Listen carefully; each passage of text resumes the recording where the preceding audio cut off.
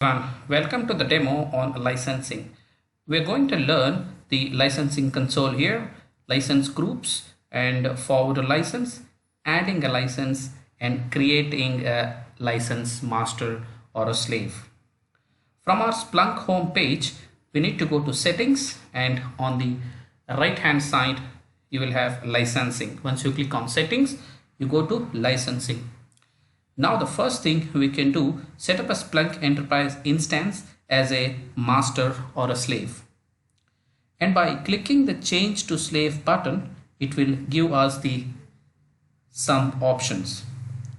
Now you need to select one of those options which is given here for you. You see designate the Splunk instance localhost, local domain as the master license server, or you can designate a different Splunk instance as a master license server.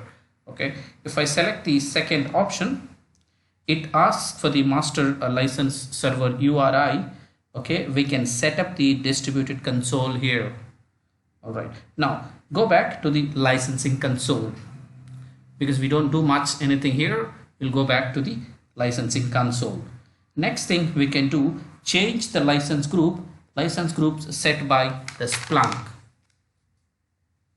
After that, we will look at the types of licensing, and we have enterprise license, free license, forwarder license, and enterprise trial license. As you can see, we are currently on the enterprise trial license. Once this enterprise trial license exceeds 60 days, it will switch to the free license.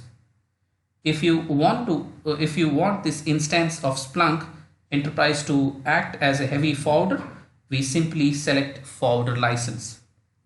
Okay, now we'll go back to the licensing console once again. If you purchase from a Splunk license, then you can add the license here. Back to the licensing console once again. As we do not have license, we can generate a usage report. We know Splunk is very good in generating the reports. We have not used anything. This is this is a brand new installation, right? So that's why you do not see any details out here, and it is as expected.